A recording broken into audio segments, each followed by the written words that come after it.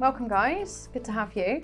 So we're talking about employee of the future and how digital technology and trends will impact that and social trends will impact that. So you've all got an opinion on that, I hope, and some thoughts, I hope. So let's start off with a question, if we could, and maybe we'll just go around the table and warm up a bit around how technology can enable a more productive workforce.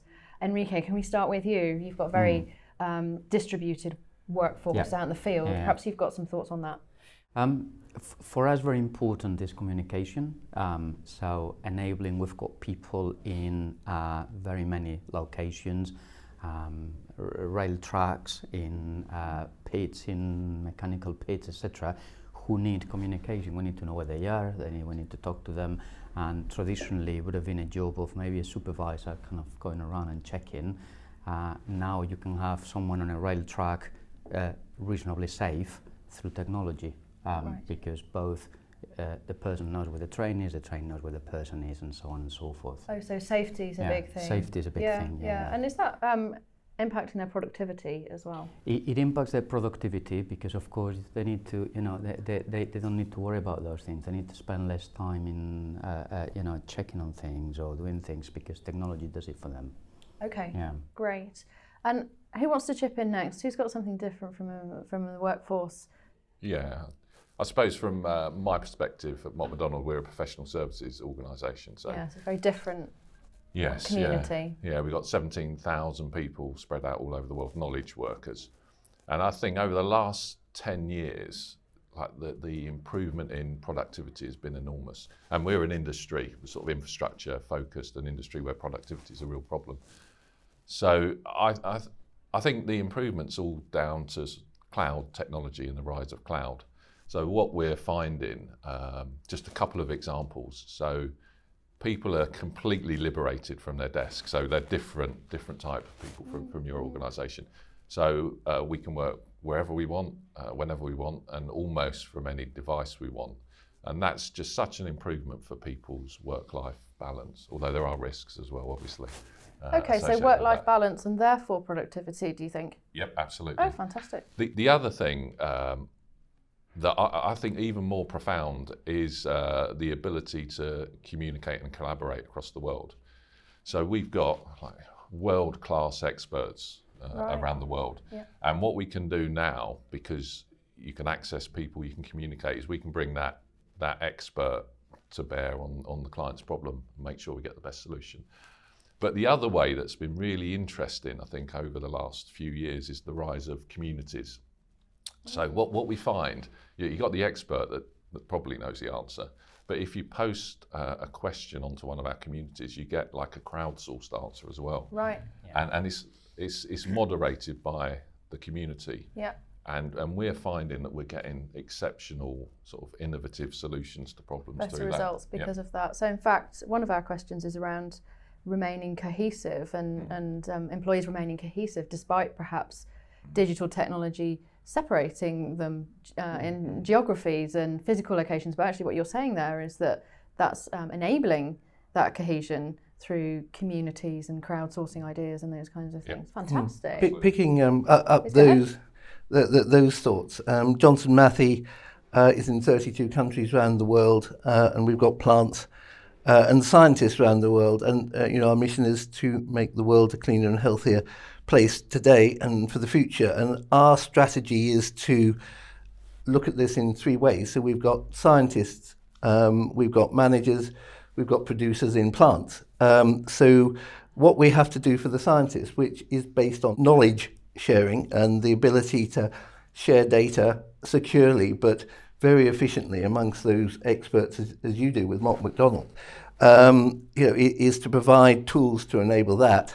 For the managers, it's on a global basis. How do we run a genuinely global enterprise across time zones that absolutely do not overlap? So providing those collaboration tools, and we're putting in 100 video rooms around the world to really make that effective. And then finally, and probably the most biggest opportunity for productivity is in plants, where we manufacture about a third of the world's catalytic converters. We're investing in new battery materials for electric vehicles, how do we put in latest machine learning analytics on top of those plants to really optimize production? So 3 very different groups of employees that we need to enable in different ways. Yeah, fascinating. And Dave? Yeah, I mean, I was going to lead on collaboration because I think that is a key element, but more around perhaps the innovation. So not necessarily problem solving, but co-creation. And we do a lot of open innovation, working with external, third parties, and then bringing them into that community in the R&D side of things. And I think, I guess we're all quite similar in those absolutely, areas. Yeah. And the plant side of things, so the production plant, obviously you're into production of chemicals. Are you seeing technology in plant and what I would call industrial IT? Yes, definitely. Are you seeing that impact there? I think there's 2 aspects there. I think there's an element of efficiency and, again, enabling the frontline worker, removing paper from the process. We've still got a bit of that going on. But equally, how do we use data in real time to affect that production process? Because, chemical manufacturing is affected even by the weather, right? So the pressure changes can affect the production process. So you need to get that data in real time, and you need to influence it, in production run. Very good. And Mark, what your viewpoint? Yeah, I mean, I think a lot's been covered. Device proliferation. Darren mentioned anytime, anywhere. So getting data on the go. It being done globally because the workforce is global, the customer base is ever more global, as Enrique mentioned, and collaboration is critical. So once you've got that, how do you enable them to work in disparate locations? So all of that is good. But actually the exciting stuff often is once that's done, how do you deliver business disruption in the models to go out to business? And putting the data and the analytics at workforce's fingertips, certainly in somewhere like Mott, MacDonald. So instead of spending 60% of their day trying to get to the answer, they've already got information, not data, to then enable them to execute on faster decision making, whether that be on better chemical manufacturing or whatever. And I think that's the exciting thing, and that's where and actually the business and the competitors in that globalization are demanding that speed of efficiency. I don't think any of us are going through digital transformation for the sake of it. It's about where we need to go at the end of it to stay competitive and to deliver revenue growth effectively. Okay, and just perhaps continuing with you for a second, Mark, how are you seeing organisations that you work with cope with that speed of change around that application of digital technology? Because certainly I come across a lot of people who are struggling to consume it at the pace that has the potential to improve productivity, but how do they consume it? How can you, do you have a view on that? It's a challenge, yeah. I mean, there's a lot of noise, whether it's from SD-WAN vendors saying this is what you've got to do to make a better network.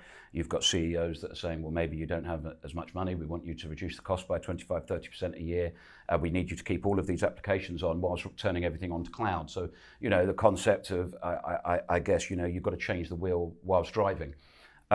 And I think what we tend to find is the groundwork's the most important thing. So understanding, the network starts most things. So enabling that then enables you to deliver a much more advanced unified communication system.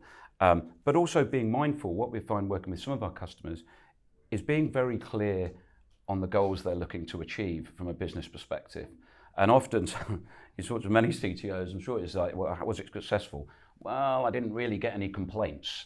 Was about the best that it could deliver, but actually delivering what have you been enabled to put into the cloud, whether that be an SAP platform or something else that's enabled you to change the way you go to market. Sure. And I think having a clear goal of what's in sight is critical. Sure. And perhaps we'll just have a little whip round and see, is there anything getting in the way of you guys consuming technology to enable productivity? Let's start here with Dave. I was going to say I think there is a clear line almost between digital natives and digital immigrants, and I think that's been, and obviously the digital immigrants are more experienced and often in the management or leadership positions of an organisation. Right. And they're often the people who are struggling most with how do I take advantage of these changes that are available. So you've got the younger generations coming in wanting it and expecting it in some respects, right. But the business leaders needing to feel comfortable and not exposed. I think they can feel exposed at a lot of times. And to make it into a matrix, if I may. We also have that distinction between frontline and back office, where typically frontline is a lot more regulated, often unionized, while the back office is possibly more flexible, more in tune with technology and so on and so forth. And that makes it quite different in terms of its expansion and its... Okay, so we've got the divide between natives and immigrants. I like the fact that you use natives and not millennials, because that word drives me crazy. And I think younger people probably hate being called millennials, so let's not do that. Yes, and Enrique, that's just us oldies, you know, the distinction that we can't understand technology. Yeah, well, everyone's the same, right? Yes. Everyone's the same. And Enrique, you're talking about actually the differentiation between back office and front office. Yeah. So let's talk a little bit about social trends then, and that's a good segue, because I guess people coming from different backgrounds or of different generations might have different social trends. But we're seeing remote working, unlimited holidays, people working from home. I noticed that Japan are now seem to be going to a 4-day week, which I'm, very keen to do. Shall we move? I think we could all go to Japan. But Darren, what about you? Do you see anything impactful around either those types of workforces or their social norms that come with them that you're having to respond to? Absolutely. So, I'll avoid the word millennials for a bit. It's banned henceforth. Being a millennial is a state of mind anyway. So I think it's the mega trends that interest me. So obviously one of the mega trends is technology, which we're all seeing and we're all involved with. So day to day, as people have said, the rise of data-driven solutions, artificial intelligence, that's going to be like fundamental change to the industry I work in and lots of industries. But the other mega trend is climate change, which I think is really going to impact us all. So the people that we're seeing coming into our industry, because we're an industry, we're civil engineering, we're there to look after, it sounds a bit grand, but sort of the fabric of society, the infrastructure that we all run on. And the people that come into our industry are absolutely driven by making a difference. So I think we're going to see increasingly people coming into our organisation, and we're already there, that are focused on that sort of triple bottom line, social, environmental and economic benefit. How are you seeing those two, if I can use your term, megatrends, converge between that pressure on climate change, that trend is coming into your organisation, and then what you're having to do with technology to answer that trend? What are you seeing in the relationship there? So you're right, they're absolutely connected. So I read a fact or stat the other day that in the next decade, 20% of carbon will be due to sort of IT-based solutions, IoT and those sort of things. Yeah, massive. But technology is part of the solution. Absolutely part of the solution. We are involved in infrastructure schemes, so water, rail, road, and the rise of data-driven solutions for that is phenomenal. We see that we can drive massive additional value out of those infrastructure assets. So, if you can get that extra value, it means you don't have to build new bits, although you do obviously still need to build new bits at times. So I think that's what attracts people to our organisation. It's the ability to improve the outcomes for people that use it. And going back to, I think what was the question was, as leaders of our businesses, we need to be aware of that, and we need to create an environment where those sort of people can thrive and absolutely deliver their best. I think they're complementary. So technology is the thing that joins it all up, and that's what we have to do. In Johnson Matthey globally, to provide the systems and the applications that not just move the data around, but enable people to interact, collaboratively. But that's the thing that does it technologically. But you're right, it's the purpose of the organisation that joins it up, if you like, emotionally and intellectually. So the purpose of Johnson Matthey is to make the world a cleaner and healthier place today and future generations by a third of the world's catalytic converters, battery materials. We manufacture anti-cancer drugs and components for them. So that's the mission. So I think if you can join up the technology with the purpose, then you're actually starting to build a corporation for the future, which is motivated and uses technology and is, as you said, very aware that actually, consuming IT has an impact on the environment. And we've got an infrastructure program going on at the moment, one of whose KPIs that we track is reducing emissions. And we measure that monthly as part of our commitment, because you're right, actually, the more you invest, the more you manage your technology, the less emitting it is. Very good. Yeah, I was just going to, it's really interesting because we obviously deal with such a range of different customers, but it's something that's become more and more on the agenda, environmental change, and what are we doing? And typically as Tata Group, of course, we have Tata Chemicals, we have Jaguar Land Rover, more natively focused on how you reduce your carbon footprint. But we were sitting with a major airline, of course, who were also interested in reducing it, and they were asking us, what are we doing? Because of the byproduct of everything moving to cloud, of course, is you've got larger data centers that are producing more emissions as well. So it's coming full circle. Yep. And I don't think it's an option anymore. I think it has to be a core part of your strategy. And it's certainly something that, from an IT perspective, we're looking to get in front of. We don't have all the answers yet, but building that carefully and considerately to ensure that you're doing it in complying with various things, and actually going above compliance to do it will be important. And actually, as an employer, I think being able to comfortably state that you are doing this is going to be attractive to the best employees, because they will demand it.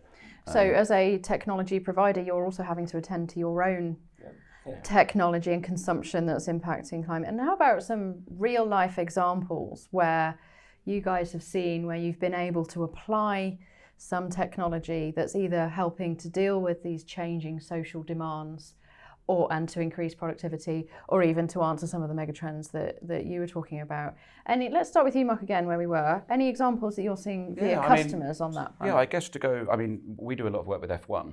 So super exciting environment, but of course world-class producers, yes.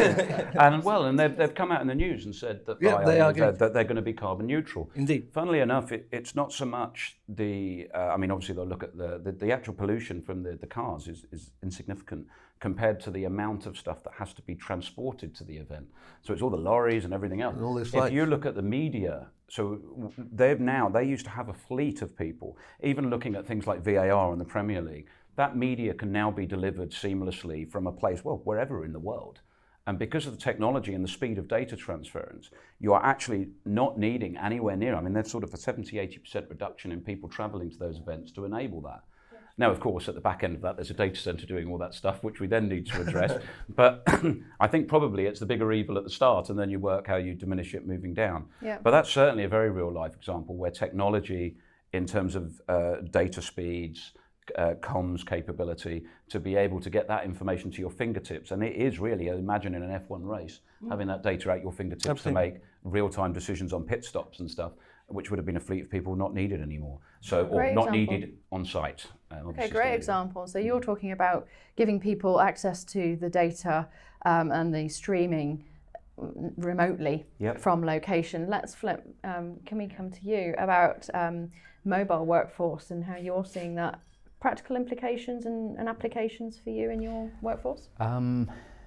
Again, we have a bit of a focus on, so from an environmental point of view, we went live, I don't know, it must have been a year and a half ago, with the first all-electric depot actually around the corner from here.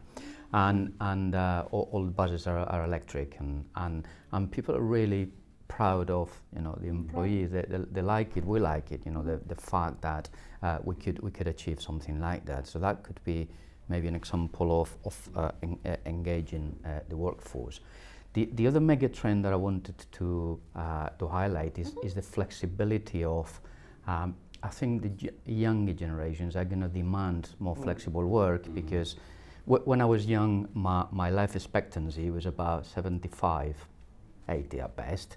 My kids now will be thinking 100, so they're going to have to pace themselves, and the way to do it would be through flexible work, and we need to enable the tools for that flexible work to happen. It may well be that they'll do only 3 days and be connected, and I think that flexibility we're going to see a lot of in the next few years. And are you starting to provide, what sort of flexible solutions do you have already? What are you thinking of in the next year or two? What's in your mind? Again, big difference between a bus driver or a train driver has to be on the vehicle. To be there. Yeah, they can't work from home, right? There's little things there's little things though, like for instance, be able to change the duties and the rosters using devices. So instead of having to use a supervisor to mediate between two people, they can now do it on devices and kind of talk to their mates and do it on a device. So there's little bits that will improve control that. Of their working patterns. And Yeah. the guys that are perhaps more managerial in the back office? We've seen a lot of flexible work and a lot of remote working. Like, I don't know, if you finish the day at 1 o'clock, you go home and keep working, as opposed to, and similar to yourself, you can now log into your, I don't use a computer anymore. I use all the computers that I want because everything is on the cloud. So I'm not dependent on, I've got a deadline today and I'll do it from home, as opposed to have to go to the office because it's a different computer. Who cares? It's the same system. Can I come to you, Dave? Yeah, I just think one of the consequences of, the, if you like, the increasing longevity that we're seeing is that, on average, the age of employees is going to go up. Right, so we're going to end up working for longer. Right? Maybe not our generation, but the generation, the employees of the future, will want more flexibility, but they'll also have to work longer in reality. Which comes back to then, well, we have a reskilling question. So, again, if you look back 100 years and think how much has changed, and we look forward 100 years, well, we obviously can't predict what's going to happen exactly, but we know it's going to be probably a lot more than if we look backwards. So how much reskilling of the workforce is going to have to be part and parcel of that in order to give them flexibility, perhaps, and how many we might have different careers. Our children may be doing different types of job throughout their working career, very different to perhaps the way we've worked ourselves. Sure. And examples from you, Dave, about where you have already implemented solutions, technology solutions that are helping you now, and things you've got in the pipeline? Well, I think the remote working example is a good one. So that flexibility of really good peer-to-peer video conferencing or group-to-group just reduces the amount of travel that people were expected in a global organisation. Travel was a prerequisite to keeping that cohesion. That's reduced dramatically now with that. The advances in video conferencing, I would say. And stress levels accordingly, travelling into London. Yes, indeed. Having just suffered the strike. So we're putting in 100 video conferencing rooms around the world. But one of the things, we've all experienced the hassles of those things. So, one of the things we really work to do is to make it, user-friendly, even for directors, and train people to do it so people really use them and remind them to put their headphones on and things like that. It's silly little stuff, but actually is really important. Another example is we've got 35 sort of mini data centers around the world in all different countries, and we're doing the standard thing, putting quite a lot in the cloud, but also 3 colo data centers around the world. That has a massive effect, actually, on emissions, and you can really make a difference through that, I think. Very good. And Darren, any thoughts?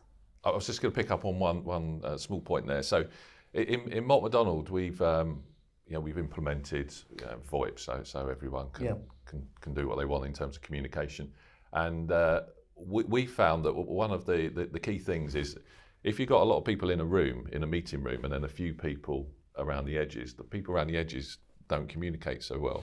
No. So we've got meetings now where everyone does it from their desk and everyone's on an equal footing. So it's a trivial example, but it really makes a difference for engaging people. And I think that's really important with it, and I think that's increasingly where sort of CIOs, CTOs need to go, which is we need to care about the whole user experience. It's not good enough to put the stuff in. You've really got to support it and follow it through. And it sounds minor, but it can make so much difference to how a global organisation works. Yeah. So we've got things even as simple as, and we use it ourselves as well as delivering it.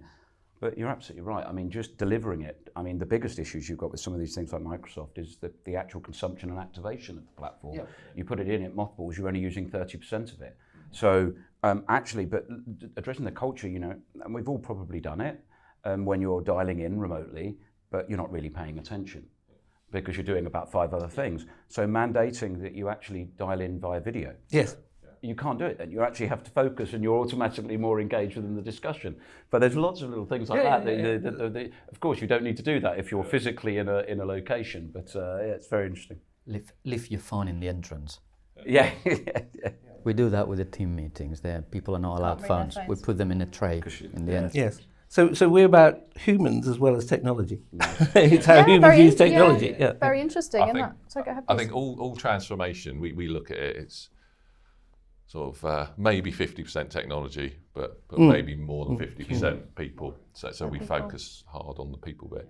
But I was just reflecting on our sort of digital journey. So we started some time ago, and I think we've gone through 3 waves of this. So the first one was this technology transformation where you put in all, as you say, all the plumbing.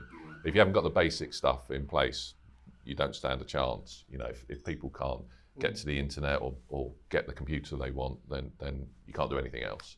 So we went through that phase, and then the next phase we called the digital transformation, which was about driving that imperative, people understanding the importance of technology, but most importantly, getting them to use it. So, you know, the people change. So we're still probably on that journey, but we're a long way into it. And we're now onto this third phase, which I think is the super exciting one, which is about the business transformation. And we're now able to deliver new business streams to clients. They don't digitize the solution. They radically improve it, 10 times improvements on what you can do. But I think you only get there if you go through that journey. Yes. And you bring all the people along with you. Yeah. It's a really fascinating question. We've talked a lot about workers. Let's talk a little bit for a second about the business itself. Darren, you started, a great segue, thank you, started talking about how you can apply technology transformation to enable the actual business itself and the product or service itself. Have you guys got any thoughts? Paul, can we come to you about how you might be using technology transformation to change materially what your business can offer, how successful it is, or even the products and services they sell? Anything from you? Absolutely. So what we've done, we provide a third of the world's catalytic converters for vehicles, but we also provide industrial catalysts for a variety of chemical reactions. One of those is manufacturing formaldehyde, which we service plants around the world on that and have some of the provide the active ingredient for those. And what we already had was data coming back from our customers in terms of the performance of those catalysts. Basically, they last for about a year and then need replacing. And depending on how they're constructed, they perform well. But we weren't using that data for our purposes or their purposes. So what we've piloted is effectively formaldehyde as a service. So we monitor the data coming back in terms of the performance of that catalyst, in terms of its efficiency, in terms of all the surrounding conditions. That enables our customers to improve how it's used. It enables us to optimize when it's replaced. It puts all of us in control, and we can then optimize our customers. We can optimize our manufacturing. So that's transforming that from the classic, here's a product, to actually we're providing a service. It's real time. They give us the data. They can then monitor their services with complete confidentiality. And that's something we're going to sort of grow out. So we've put that into something called the Competency Centre for Advanced Analytics, where we test these proofs of concept. And because that one's gone mainstream, we'll apply it to some other areas as well. And we're testing other proofs of concept, such as how you put analytics on a AutoCAD plant or digital twins and those sort of things. So, we're starting with a kind of deep dive into one vertical. And then if that works, and not all of them have worked, we then move to others. So you very much have your own innovation, if you like, if I can use that word, lab approach. Precisely. And is that something you have internal capability to do, or you use partners? How does that work? What I've learned from sort of previous lives is you've got to own it. because we know our businesses better than anyone else, and our colleagues, in IT and business working together. Yes, absolutely, we need to work with partners. We, in this case, we've worked with AWS in terms of their cloud platform, which, as we all know, is very flexible, and some of their key partners in order to help us in terms of build analytics engines. But we own the IP for that, we own the skills on that, and we've also building a sort of web capability and agile development as a hybrid thing with some other people. Yes. So can we come to you, Darren? Do you have thoughts on sort of innovation labs in your own sense? Yeah, absolutely. And it's really interesting how similar same approach, your journey is. So, and I love that you mentioned digital twins, because I think they're a fundamental thing for the future. So a digital representation of a physical asset. Yeah. But what we do, because we believe professional services is going to be completely disrupted and maybe destroyed by technology. So we're trying to reinvent professional services in our infrastructure industry. And we've created a specific part of the business called MacDonald Digital Ventures, which is all about new business streams. And that means technology and business models. So we've got 17,000 super clever people, but we do recognise there's more super clever people outside of MacDonald than maybe there are in it. So partnering is fundamental to us. And we've got this attitude that if someone is providing a solution, it's a good solution, then we will use that rather than try and reinvent the wheel. And we plug innovation into our solutions. Our strapline is we create, partner and invest in digital businesses. And we've created a venture capital arm to do that.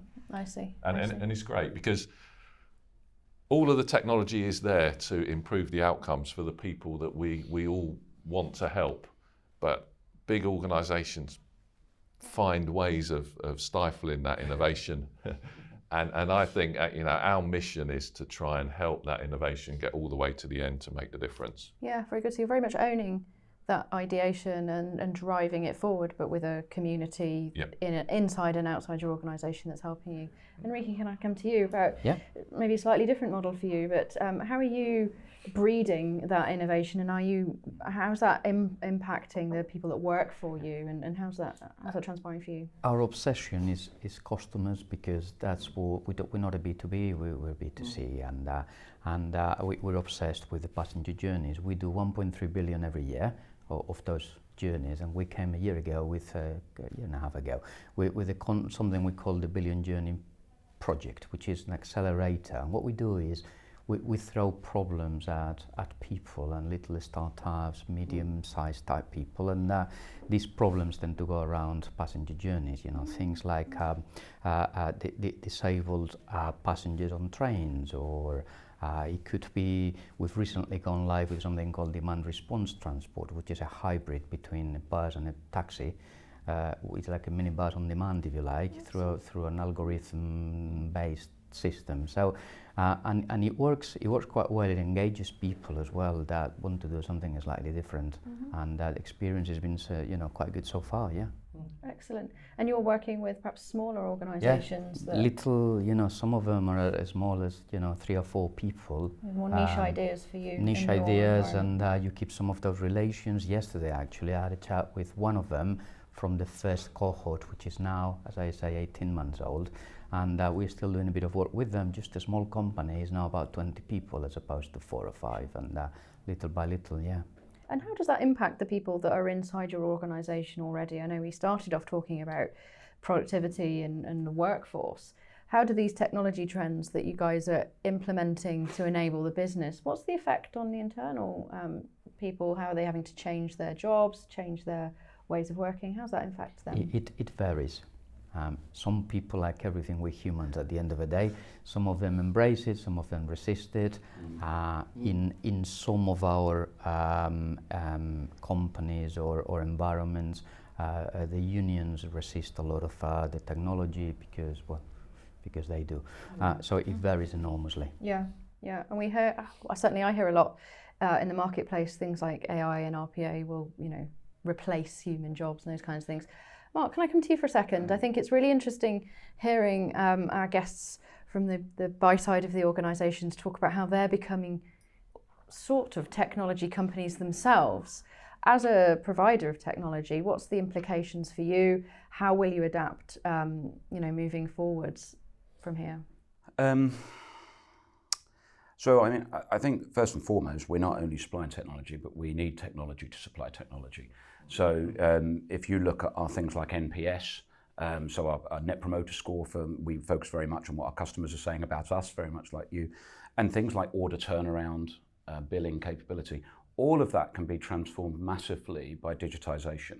So, in 3 years ago, it was okay to turn around an order from a customer in 4-6 weeks. Now you need to do it in days. Yes. In fact, even in 24 hours sometimes. We're all used to online, aren't we? But that means, and that means that they expect it as the customers expect it, and the consumers expect it, one-touch provisioning, all of that. So again, we're kind of moving to deliver that at the same time, and that's not an insignificant task when you have a lot of technology that you need to bring with you, as you do in changing a business with existing IT systems and moving on. So I think that's first and foremost. The other thing is the globalization gives benefits, but also risks to employees.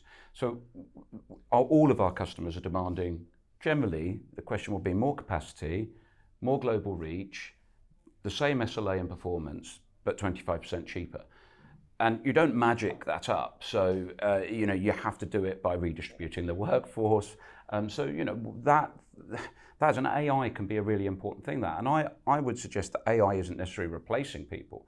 It's enabling people to do something that's more value add than perhaps things that are more necessarily monotonous or repetition based. And I think so incorporating that in a way and taking the staff on a journey, and I think you mentioned it, the reskilling. How can we add certification, and we do this a lot in looking at the different streams, to actually make you more productive, and then technology enables it, but it's bringing the humans along on the way to deliver more value to the customer at the end of it as well. Very good. Dave, you want to have a Well, that? I mean, I think the current term is cobot, right? So, Is it? Okay. Yeah, I've learned something That's new quite today. scary. Yes. Thank you. Yes, What yes, is a yes. cobot? It's the robot that helps me, right? It's how we work together. Whether that's a virtual assistant, whether it's an RPA bot, right? It's that idea that actually you use the technology to take some of that mundane work away from the worker and allow them to get to the nub of the problem sooner. And I don't think we're there yet by a long way. No. But that's definitely a trend. It will probably happen within the next few years. I imagine that we're seeing more and more of this. And I think people seem to divide into optimists and pessimists about that, don't we? And I'm an optimist about this, and I think we've all seen those pictures of the horse economy in the 1890s with streets of London, and that moved into a second industrial revolution with mechanics replacing ostlers. And I was at a conference yesterday, and somebody stated that, I don't know whether I believe the number, but the essence is true, that in the States there are 250,000 vacancies for cyber specialists. There's certainly a lot of vacancies for cyber specialists, data specialists. So I think to your point, it requires people to be flexible and to retrain, and to also recognise that it goes a bit to our we're about technology but humans as well. So the end-to-end process. So in financial services. Taking your cobot model, the AI can do a lot, but the regulators are going to insist that decisions are still taken by a human being who has the experience to take the decisions. So I think it will develop. I think we can all see then new jobs arising in environmental industries, in healthcare. So I think the economy will adjust and change, but it will require all of us to be kind of flexible about that. So that doesn't matter whether you're a CIO or a CTO or an analyst or a program manager or a tech specialist. You've got to keep current because to be able to perform in the current marketplace. Yeah, I definitely agree with that. So So our term isn't cobot, it's augmented delivery is the term. I think I like that better. Is it the same thing? It's a similar thing, but it's the fact that humans are good at lots of stuff and machines are good at lots of stuff, and I think you've got to use the right thing for the right job. So we're all about augmenting the delivery of our solutions. So just to give an example, we design lots of pipelines, so water pipelines, gas, whatever. But the key thing is that you've got to get from A to B in the most efficient way, whether that's TOTEX, CapEx, or carbon. You need to know what the drivers are. And traditionally, it's a human activity of plotting out the routes, seeing, we can't go there, we can't go, in different places. But now we've built this genetic algorithm that it looks at millions of routes and learns as it goes in 3 hours, and it will come up with the optimal solution, whatever that optimal is for you as the client. But it's not, you still need clever people to interpret that, and we say we liberate people to do the things that they're good at. So, that clever innovation stuff that people need, or the human interaction things, and that's where I think employees of the future are going to go. To the things that humans are good at, and it will take that mundane away. So I'm a huge optimist about the future. I think we're going to deliver much better solutions and improve those outcomes. Very good. Excellent. I'm looking forward to it. Circling back round then on those changes that are coming down the pipeline in terms of bots, whatever we call them.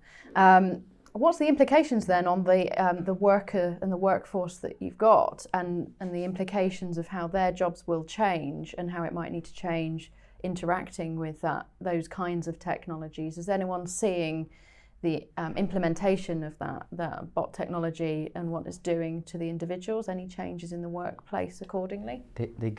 It's about adaptation. So as you all know, some of the underground routes are now fully automated. The driver is there just in case. And we're on the Thameslink trains, and between St Pancras and London Bridge, they're all automated now. So the drivers have had to adapt to the fact that they cannot put their hands on the thing unless there's a problem. It's all about adaptation. People are going to have to adapt because the reality is that it'll happen more and more.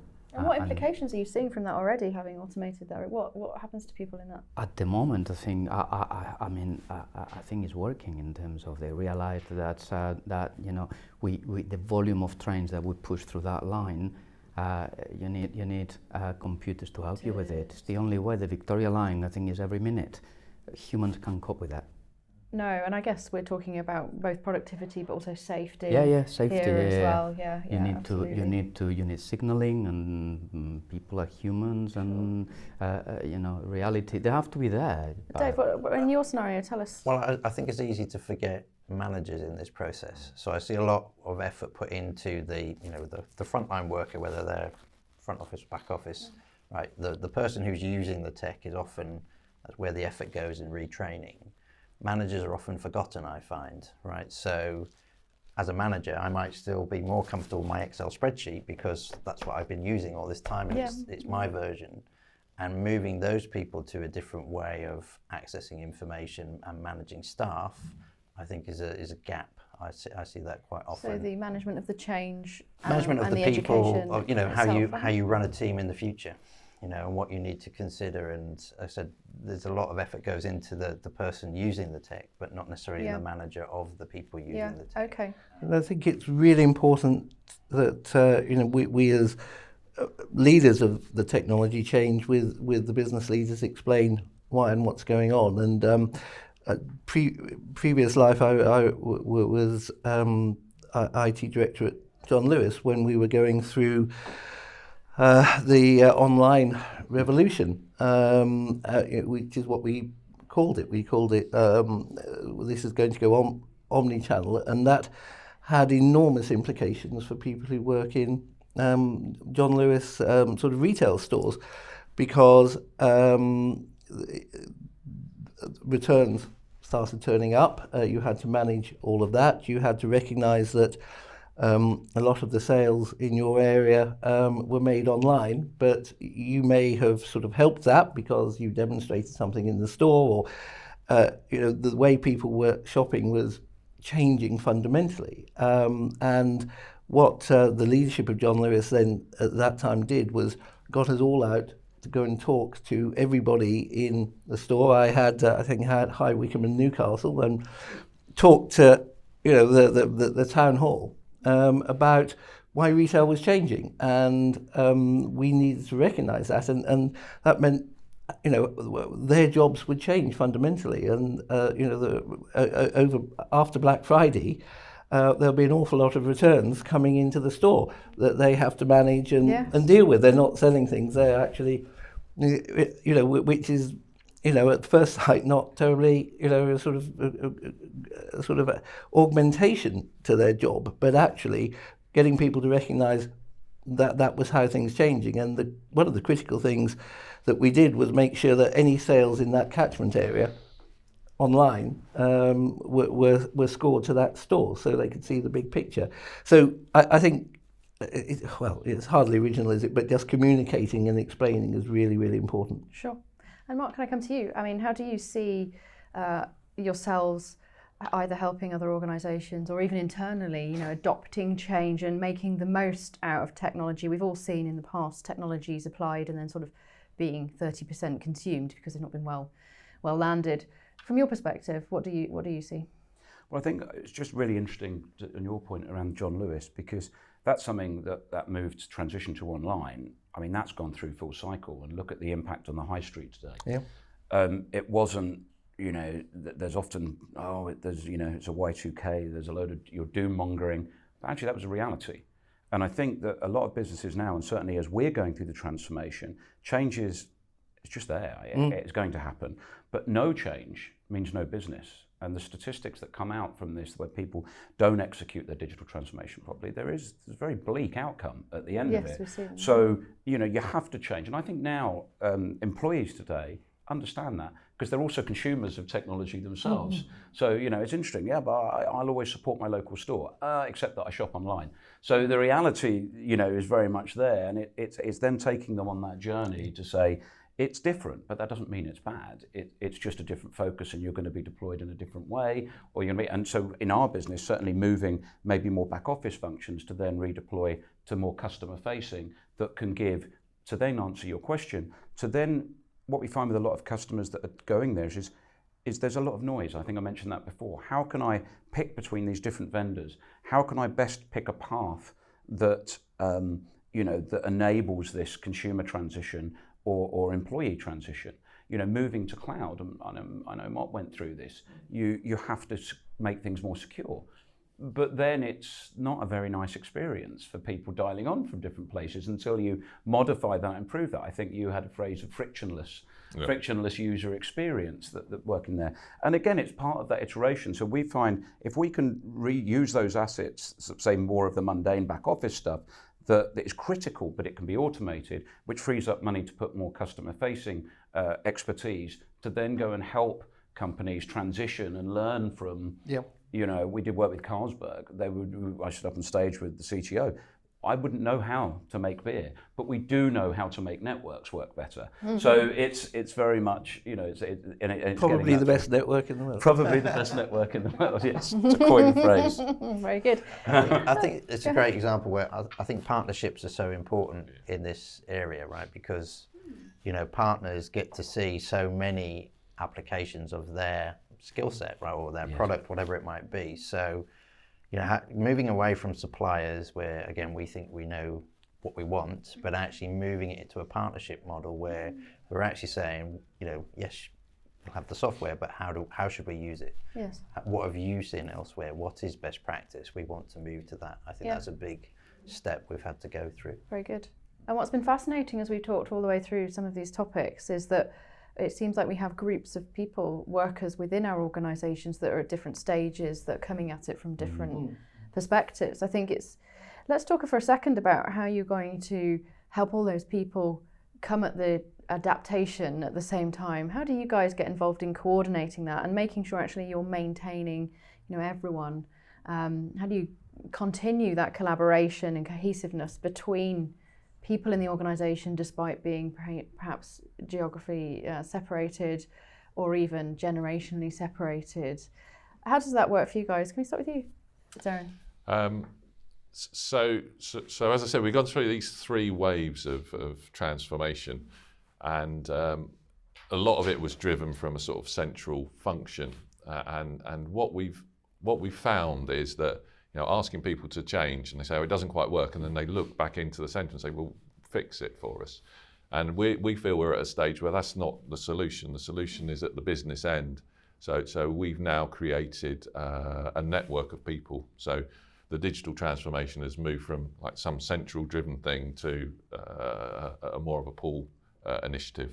So we've got all of those people out there that are networked. They know the best solutions for either internal or external challenges, and they're driving it. So I think that's one thing, make it a business imperative rather than some central function.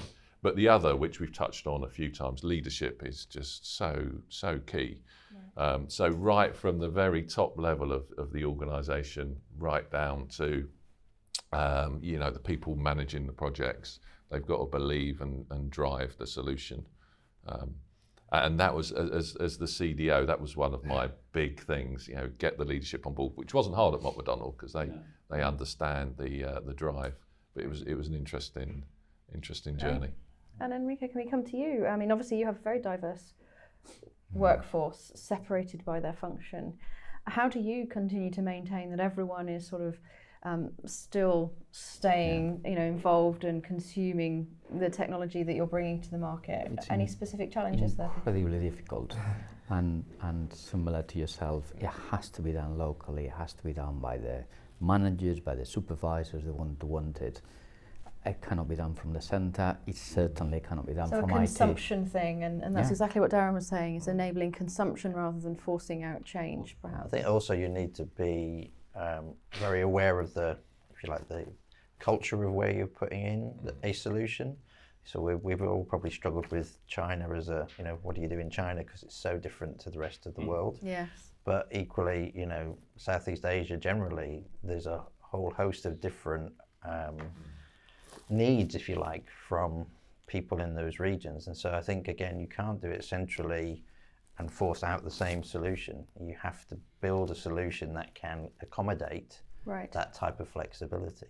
We're taking possibly a sort of different sort of approach because we're in 32 countries as Johnson Matthey. I've got sort of 5 IT centres, 1 in the US, 2 in the UK, 1 in Kuala Lumpur, 1 in Shanghai, and we're expanding big time in China and proud to be doing it. And I think you're absolutely right. You know, if the needs of somebody in Macedonia, Philadelphia, and Shanghai are going to be, you know, a bit different, and you know, sort of will have different views on things because of where they come from. Similarly, somebody on a production line in Royston is going to be very different to a scientist in Shanghai or the UK with 2 PhDs who's working on, you know, pushing the frontiers of knowledge. So you've got to recognise that. But what we've tried to do is set up and this is enabled by technology, a consistency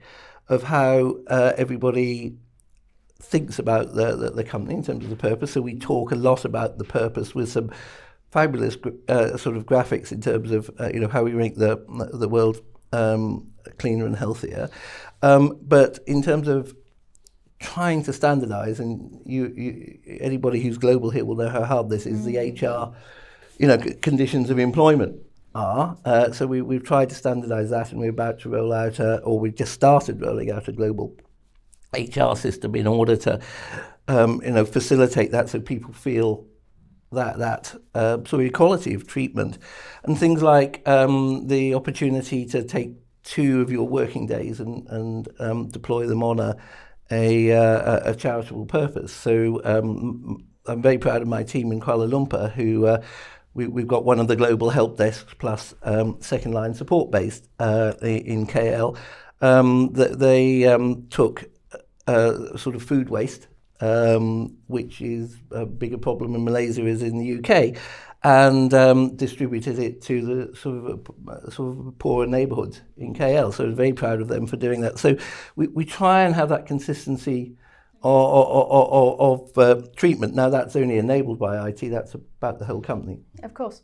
Great. So perhaps we could just finish off then. I mean, I'm fascinated that we talked about mega trends, climate change, rather than mobile working per se, which is great. Can we just talk for 1 second? Let's finish off and go around the table. What's the biggest problem/opportunity that you guys think you're going to have to deal with in the next 12 months? And you've literally got like a second to tell me what you think. Let's start with you, Mark, and then we'll work our way around. Biggest thing. As in individuals. Individuals. We're going to start here. Individuals. You start there. No, go for it. Go ahead. For me, a really, really important one is making decisions as to whether something is going to be a fad or a real thing. Right. Something is going to be. If you know about Gartner's hype cycle, yes. is in which direction something is going to go, and making decisions as to whether to invest in it or not invest in it. If you don't, you may miss an opportunity. If you do, you may waste your investment. Right. For me, that's a really, really important one. Just identifying what is an opportunity and what is versus not. What is Okay. what is hype. Yeah. Great. Darren. So I suppose similar. So our strapline for MacDonald Digital Ventures is connecting innovation to outcomes. So my big challenge is overcoming those barriers that block innovation. I think if we can do that, we're going to make a real Right. real So difference. two not technologies at all, which is really fascinating. Dave. I think it's about adoption, so reskilling the Again, workforce, okay. and getting them comfortable with the changes that are coming. I think that's the biggest challenge still. Fascinating. Cool. I talked about our sort of in-house innovation capability. It's how that we've got some fabulous proofs of concept, and it's how we get those into mainstream. So I've got one in a plant in Macedonia. I need that analytics tool to go global, and how do I get the great enthusiasm for people who developed it? How do I help the rest of the organisation adopt it and get the benefits? Production. So, Right. And I think it actually ties on to the question you asked before, but in terms of how do you make it successful? And again, going through the path of, what are you doing? Why are you doing it? And what's the benefit? I think if you can take employees on a journey that goes through that, because moving things to mobile, everyone has a mobile phone, or 98% of the world, or whatever the statistics are. But why are you doing it, and what's the outcome for the business? And I think, technology by itself, IoT, great, but why are you delivering it to deliver what outcome? Yeah. And how are you going to then make sure that that delivers a business improvement, or whether that's top line revenue, margin, employee workforce? And I think sometimes we do see there's so much noise. I've just got to deliver this. Why? Okay. And then and then if you don't know, then actually the people that are in your organisation aren't really sure why they're having to use it either. Great. That's been really fascinating. I'm so thrilled that we've been talking not about individual technologies, but about delivering and consuming change. So thank you very much, everyone. That's been really fascinating. Thank you. Thank you. Thank you. Thank you. Thank you.